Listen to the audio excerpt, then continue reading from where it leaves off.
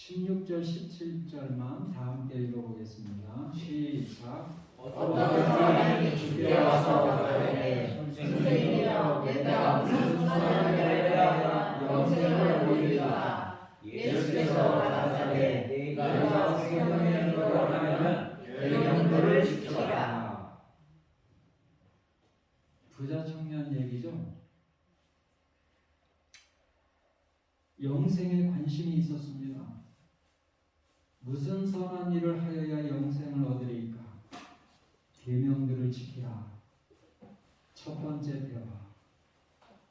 두 번째는 어느 계명입니까? 내 이웃을 내 몸과 같이 사랑하라.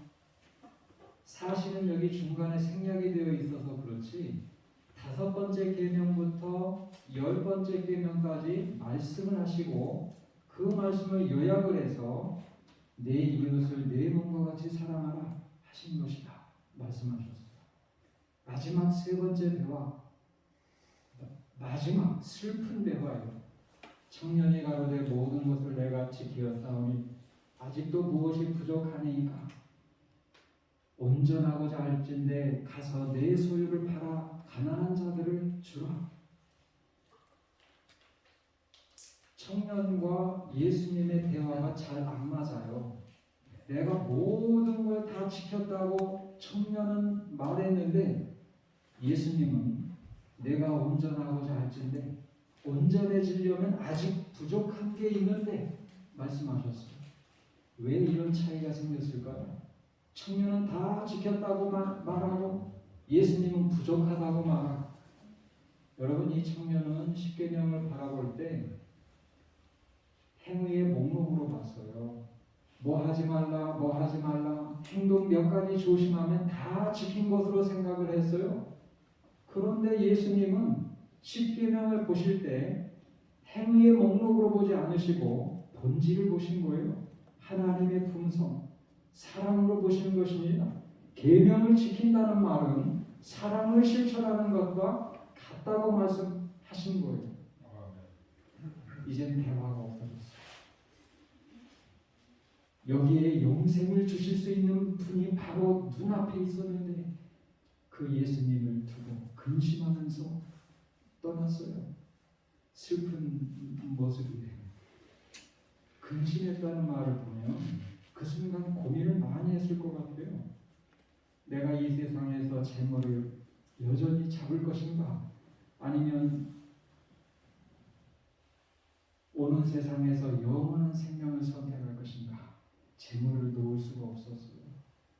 그래서 근심하면서 갔어요. 재물을 사랑한다는 말이 뭘까요? 돈은 말이죠.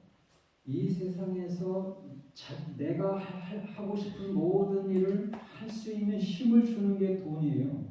그렇죠? 세상에서 내가 하고 싶은 일을 모든 걸 할 수 있도록 힘을 줍니다. 그 말이 뭐예요? 돈을 사랑한다는 말은 세상을 사랑한다는 말이고 자신을 사랑한다는 말이에요. 그 안에는 하나님을 사랑하는 것도 없고 이웃을 사랑하는 것도 없는 것입니다. 그걸 놓을 수가 없었어요. 근심하면서 갔어요. 안타깝게 보시면서 예수님이 뭐라고 하셨어요? 이 말씀 다 함께 읽어보겠습니다. 23절 24절 시작.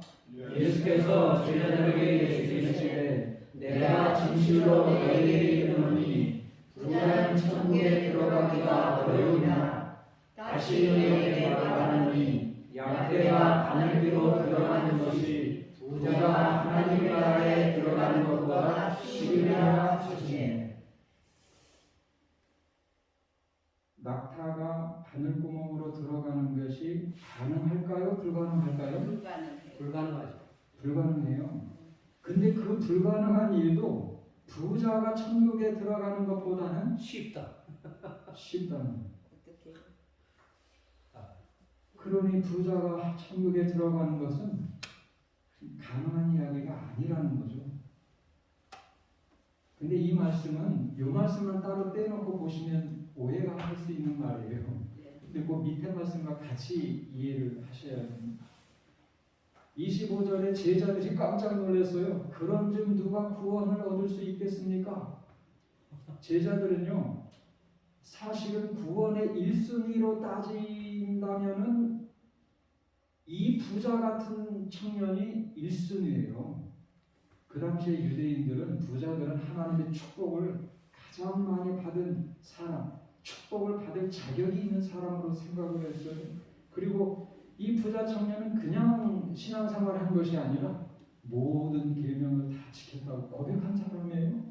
최소한 겉모습으로 볼 때는 대단히 경건한 사람이어서 하나님의 축복도 많이 받고 모든 계명을 지켰다고 자부할 수 있는 그런 삶을 살았던 사람이에요. 이렇게 1순위가 하늘나라 들어가기가 어렵다면 누가 구원받을 수 있겠습니까? 예수님이 놀라운 구원의 원리를 26절에 소개해 주셨어요. 다 함께 읽어보겠습니다. 시작. 예수께서 저희를 보시며 가라사대 사람으로는 할 수 없는데 하나님으로서는 다 할 수 있느니라. 여러분, 구원이 멀어 보이실 때, 힘들어 보이실 때 이 말씀 기억해 주세요. 아멘. 부자 청년이 재물을 내려놓는 것은 그 사람의 힘으로는 불가능한 일이에요. 그러나 하나님은 다 하실 수 있어요. 어떤 부자도 그 이기심을 마음을 바꾸어서 사랑을 실천할 수 있는 마음으로, 그래서 어떤 부자도 구원하실 수, 하나님은 하실 수 있는 것입니다. 사람의 힘으로는 안 되지만 하나님의 힘으로는 어떤 사람도 변화되고 구원받을 수 있는 거예요. 여러분, 부자가 안 되는 게 아니에요. 그러니까 하나님이 하시면 된다는 거예요. 거기에 우리가 초점을 맞추어야 합니다. 그러므로 내가 지은 죄는 하나님이 용서해 주시고 나의 욕심과 죄된 뿌리 깊은 습관은 내 힘으로 극복해야 된다고 생각을 하신다면 얼마 못 가서 좌절하실 거예요. 그거 불가능한 일입니다. 나의 지은 죄를 용서해 주신 것도 하나님이신 것처럼 나의 죄된 마음과 뿌리 깊은 죄된 습관도 구원해 주시는 분은 하나님이세요. 하나님의 여기 이 말씀, 그 화이선 기자가 이 비유 설명하시면서 주석하신 말씀이에요. 그리스도의 무한하신 사랑을 우러러봄으로써 이기적인 마음도 너가 부드럽게 된다. 부자 청년은 자신의 힘으로 그걸 해보려고 했지만 안 됐잖아요. 그런데 하나님의 무한한 사랑을 바라보면 이기적인 마음도 변화될 수 있는 것입니다. 구원은 시작부터 끝까지 하나님이 해주신 거예요. 우리는 그 사랑을 바라보면서 감동받고 하나님께 기도로 도움을 구하면 하나님의 은혜로 변화된다는 것을 경험하시게 될 것입니다. 하나님은 다 하실 수 있어요. 이게 구원의 원리입니다. 제가 유튜브에서 이 몇 안 되는 구독하는 게 있는데 이 덕 배칠러 목사님 설교를 구독. 휴대폰을 보다가 이분이 갑자기 이분 영상이 자주 올라가요. 깜짝 놀래요. 나이가 많이 드셨는데도 열정적으로 하나님 말씀을 전하시죠. 세상에 어떤 사람도 변화될 수 있다. 산 증인이 이분이에요. 세상에서 참 젊은 때에 하고 싶은 거 다 하면서 살았는데 지금은 복음의 최선두에서 지치지 않는 열정으로 전도하시잖아요. 한번 제가 소개는 드렸는데 이분이 이 처음 신앙하실 때 한 번은 트럭에 펑크가 나가지고 저도 며칠 전에 고쳤는데 그 기도를 드렸어요. 이런 기도예요. 주님, 트럭 한 대 주시면 담배 끊겠습니다. 나는 주님의 음성을 귀로 들어본 적은 없다. 마음의 귀로는 여러 번 들었는데 이날은 그 낡은 트럭 속에 메아리 치는 음성을 들었다. 트럭 한 대를 위해 담배를 끊겠다고 나를 위해서 끊을 생각은 없고 그리고 생각에 잠겼다. 예수님은 나를 위해 십자가에서 목숨까지 버리셨는데 내가 그를 위해 흡연 습관을 버리지 못하다니 그는 내게 해로운 것만 버리라는 것인데 여러분 이게 구원의 원리예요. 잘 보셨죠? 제가 다시 소개해드리는 것은 이게 구원의 원리예요. 내 힘으로 어떤 것을 죄된 욕심을 내려놓고 내 힘으로 뿌리 깊은 죄된 습관 내려놓고 불가능합니다. 좌절하실 겁니다. 이분이 하셨던 것처럼 하나님의 사랑을 깊이 생각하세요. 하나님은 하나님의 일이 아니라 나를 구원하기 위해서 우주의 왕의 자리를 내려놓으셨어요. 우주의 하늘의 풍요로움을 내려놓으셨어요. 그리고 고난과 수치와 십자가를 감수하셨어요. 나를 위해서. 하나님의 일도 아닌 나를 위해서. 그런데 정작 나는 아주 조그마한 것을 붙잡고 내려놓지를 못해요. 부끄러워요. 그러면서 우리의 마음이 변하는 거 경험하시게 될 거예요. 하나님의 사랑을 얼마나 무한한 사랑을 바로 나를 위해서 희생하셨는가를 깊이 생각합니다. 작은 것 하나 내려놓지 못하는 자신이 얼마나 부끄러운지를 경험하게 되실 거예요. 그리고 변화됩니다. 하나님의 변화시켜 주신 그 은혜와 능력을 체험하시게 될 거예요. 구원의 원리가 바로 이겁니다. 사람의 힘으로는 할 수 없지만 하나님으로서는 다 하실 수 있다는 것, 이게 구원의 원리입니다. 하나님이 해주시는 구원을 날마다 우리 생활 가운데서 체험하시면서 살게 되시기를 바랍니다. 이번엔 보상의 원리에 대해서 한번 보겠습니다. 27절, 29절 한번 다 함께 읽어보겠습니다. 시작. 이에 베드로가 대답하여 가로되 보소서 우리가 모든 것을 버리고 주를 쫓아싸우니 그런즉 우리가 무엇을 얻으리이까. 예수께서 가라사대 내 이름을 위하여 집이나 형제나 자매나 부모나 자식이나 전부를 버린 자마다 여러 배를 받고 또 영생을 상속하리라. 이 말씀 참 좋죠. 여러 배로 받고 영생을 상속하리라. 이거를 물은 사람이 베드로였어요.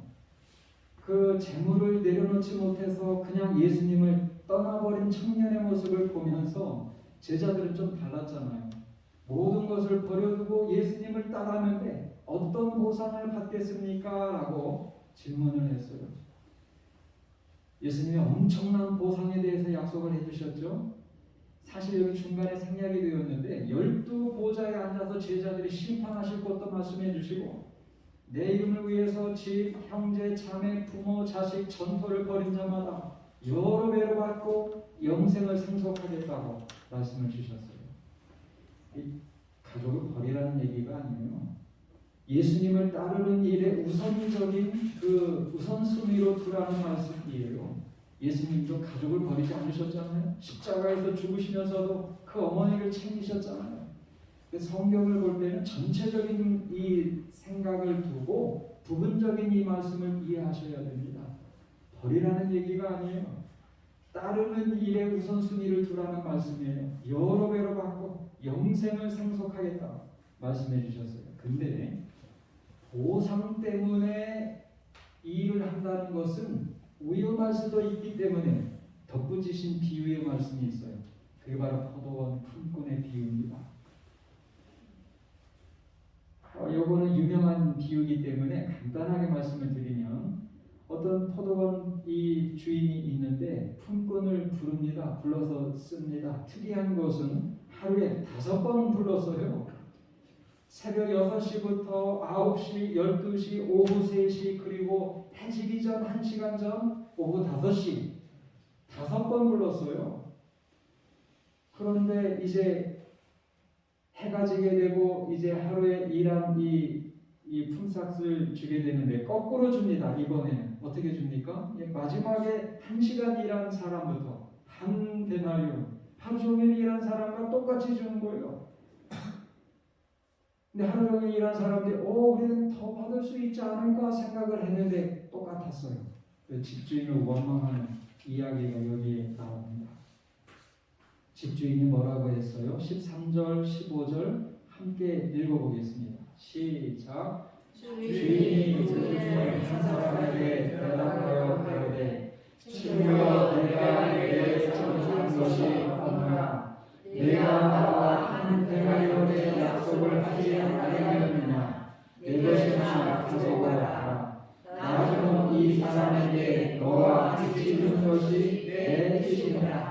내 것을 가지고 내 뜻대로 할 것이 아니냐 내가 사랑으로 네가 악하게 하느냐.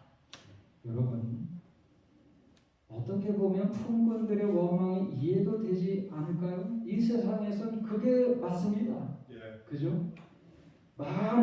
그죠? 장로님, 그죠? 예. 이 세상에 장로님, 그죠? 그쵸? 이게 말씀 많이 쓰잖아요. 재미있어서. 예수님이 잘못하셨어요. 왜요? 봉투에다 넣어서 줬어야 돼요.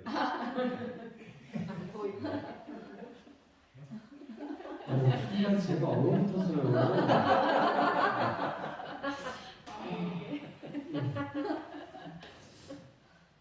어떻게 보면 그렇죠? 그렇죠? 근데 예수님은 의도적으로 하셨어요. 똑같이 보상한다는 걸. 예수님의 대답이 한마디로 요약하면 뭐예요? 똑같이 나중은 이 사람에게 너와 같이 주는 것이 내 내 뜻이다. 아멘. 이게 보상의 원리예요. 하나님의 보상의 원리는 세상과 다르다는 것을 보여주고 싶으셨어요. 똑같다는 거예요. 여러분, 하나님은 사랑을 하실 때도 똑같습니다. 아멘. 하나님은 하늘에서 영원한 보상을 주실 때도 똑같습니다. 아멘. 멀리 해외에서 평생을 선교사로 헌신하는 분이나 시골 교회에서 외롭게 다닌 우리들도 하나님은 보상을 똑같이 해가지고 하늘은 차별이 없어요. 아멘. 하나님도 차별이 없으시고 하늘에 들어간 모든 사람들은 차별하는 사람이 있는 곳이 아닙니다. 보상이 똑같다는 것을 보여주시기 위해서 여기 그렇게 말씀을 주신 것입니다. 원고가 필요해요. 어디 하고 있죠? 근데 우리가 이 비유를 보면 예수님은 말씀하실 때 예리한 차이를 두셨어요. 그게 뭐예요? 한번 여기에서 예리한 차이를 두셨는데 그거를 들어보신 것 같은데 내 뜻이 첫 번째로 맨 처음에 6시에 부른 사람들은 한 데나리온을 주겠다고 약속을 하셨어요. 예수님이 예리한 차이를 주셨어요. 근데 두 번째부터 다섯 번째까지는 내가 상당하게 주겠다고 말씀하셨지 얼마 주겠다는 말씀 안 하셨어요. 이게 작은 차이 같지만 엄청난 결과를 가져옵니다. 왜 그래요? 하루 종일 처음부터 이 한 데나리온 약속받고 일한 사람은 힘든 일을 할 때마다 뭐 생각할까요? 한 데나리온 받을 수 있겠다는 마음으로 그 보상을 바라보고 찾는 겁니다. 그런데 한 데나리온의 약속을 받지 못한 사람은 주인이 알아서 잘 주겠지라고 생각하면서 주인을 믿고 일하게 되는 거예요. 하루 종일 힘들게 일하면서도 주인이 알아서 잘 주겠지. 주인 믿고 일하는 겁니다. 감사한 마음으로 한 시간이라도 불러준 거 감사한 마음으로 일하게 되는 거예요. 여러분,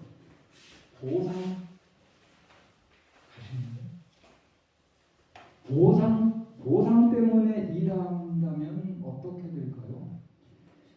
하늘나라가 보상 값으로 매겨질 수 있다고 생각을 하면 안 돼요. 첫 번째, 하늘은 값으로 매겨질 수가 없어요. 하늘나라 값으로 매겨질 수가 없어요. 하나님이 지으신 집 값으로 매겨질 수 없어요. 영원한 생명 값으로 매겨질 수가 있는 게 아니에요.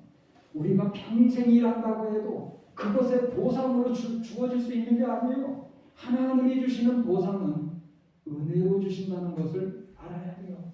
잊어버리면 안 됩니다.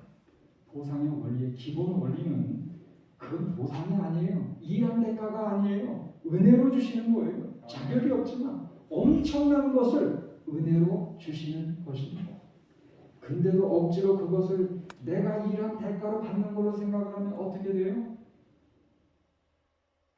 하나님께 그런 사람이 감사할 수 있을까요?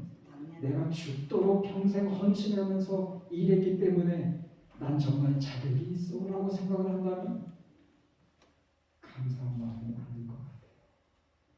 내 재능과 내 노력과 평생의 헌신을 다 바쳐서 한 거니까 자신을 높이는 마음이 있을 것 같아요.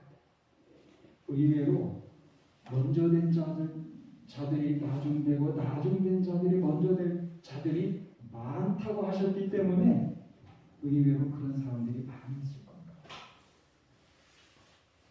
보상을 바라고 하나님께서 주시는 보상, 사람들의 인정을 바라고 누군가 알아주기를 바라고 우리가 일하는 동안 엄청난 결과를 가지고 하나님께 감사하는 마음보다 자신을 높이는 그런 결과를 가져오게 될 것입니다. 그래서 그렇게 일하면 안 된다는 것, 하나님 믿고 감사한 마음으로 일하는 사람들에게 천국은 은혜로 주신다는 것, 그게 하나님께서 정하신 보상의 원리입니다. 아멘. 근데 저는 개인적으로 이 비유에서 최고의 핵심 교훈이 뭐냐고 묻는다면 주인의 마음을 헤아리는 거예요. 포도원 주인은 특별한 사람이에요. 5번이나 일군 쓰는 사람이 사실 어디에 있습니까? 1시간을 위해서 사람을 부르는 사람이 어디에 있어요? 이 포도원 주인은 한 사람이라도 더 불러서 쓰기를 원하는 사람인 것을 알게 돼요. 한 사람이라도 마지막 순간까지 한 사람이라도 더 불러서 일을 맡기고 쓰고 그리고 아주 놀라운 보상을 똑같이 해주시기를 원하는 하나님의 마음이 있다는 것을 우리는 알아야 돼요. 여러분, 오늘 우리가 살아있으면서 우리가 할 수 있는 가장 영광스러운 일이 뭘까요? 하나님께 쓰임받는 거예요. 우리가 인생을 살아가면서 가장 의미 있는 일은 하나님께 쓰임받는 거예요. 그리고 은혜로 천국을 똑같이 보상을 받는 것입니다. 그게 하나님의 바람이에요. 5번이나 마지막 순간 해지기 직전까지도 한 사람이라도 더 쓰기를 바라셨잖아요. 하나님께 쓰임받는 것 가장 영광스러운 일입니다. 아멘. 제가 서점에 가서 그냥 처음에 딱 들어가자마자 바로 고른 책이 이 책이 눈에 탁 띄었어요. 깨어진 거. 서울대 의대 나온 분이에요. 김태훈. 외과 의사가 됐어요. 대학교 때 복음을 받아들였어요. 인생의 목표가 달라졌습니다.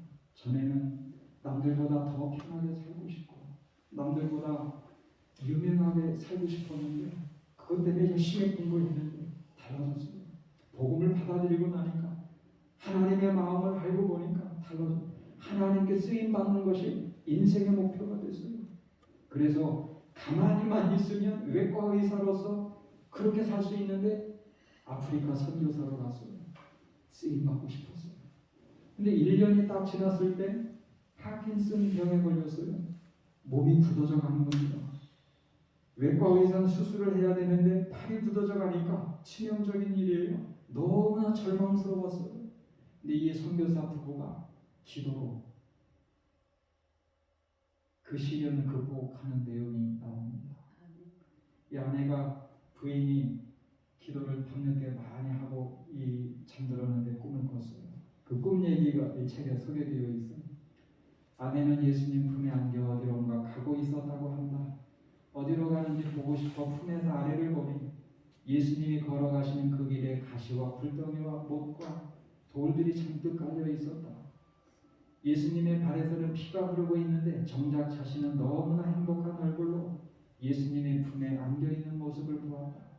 그러면서 마음에 확신이 들었다고 했다. 이 길을 가는 건 내가 아니라 주님이시구나. 나는 그분의 품에 안겨서 가는 거구나. 그 임재 안에 있는 복을 누리는 거구나. 왜 선교사의 가정에 이 시련을 허락을 하시는가? 처음에 이렇게 생각을 했어요. 곧 시련의 길을 걷고 있다고 생각을 했어요. 그런데 정작 꿈을 통해서 그 현실을 보니까 어떻게 됐어요? 그 다시받기를 걷는 분은 예수님이시고 자신은 예수님의 품 안에 안겨서 사실은 그 길을 가고 있다는 것을 보는 것입니다. 때로는 우리도 내가 왜 이런 시련의 길을 가야 되는가 이렇게 생각이 들 때가 있잖아요. 그때 주변만 보지 마세요. 우리가 예수님 품 안에 있다는 사실을 기억해야 돼요. 예수님이 우리를 안고 가신, 우리는 예수님의 하나님의 임재 가운데 평안한 마음으로 그 길을 가고 있다는 사실을 우리가 알아야 돼요. 이 기도 응답이라고 생각을 해서 이분 부인이 평안한 마음을 갖게 됩니다. 그럼 이 선교사는 또 어떤 기도의 응답을 받았는가?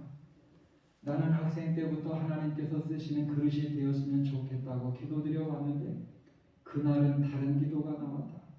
하나님, 저는 깨어진 그릇 같습니다. 깨어진 그릇은 소용없는 그릇 아닌가요? 하나님께서 쓰시지 못하는 그릇이요. 바로 그때 하나님께서 답을 주셨다. 내 깨어짐 때문에 너를 택했고 작지만 전부를 들인 내 마음을 받았으니 가던 발걸음 계속 가라. 때로 우리가 귀로는 그 음성을 못 듣는데 마음으로 들을 때 있잖아요. 너무나 분명해서 하나님과 대화를 나눌 수도 있어요. 경험해보세요. 기도드리는데 즉각적으로 이 말씀 들었어요.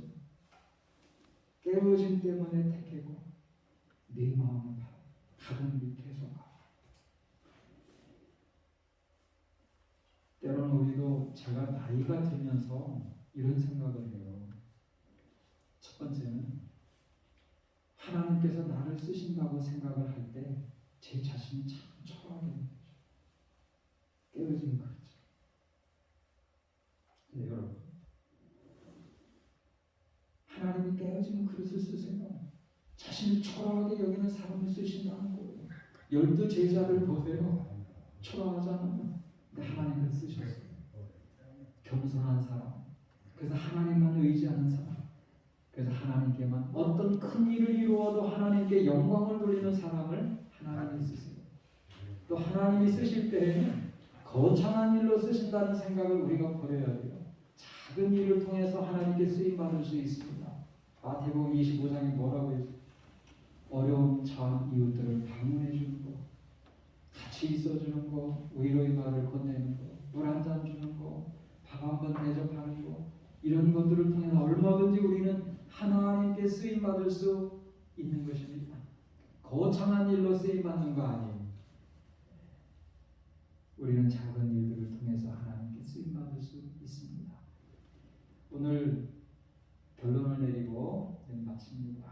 구원의 원리, 사람으로서는 할 수 없지만 불가능하게 보이지만 하나님은 다 하실 수 있으세요. 좌절하지 마세요.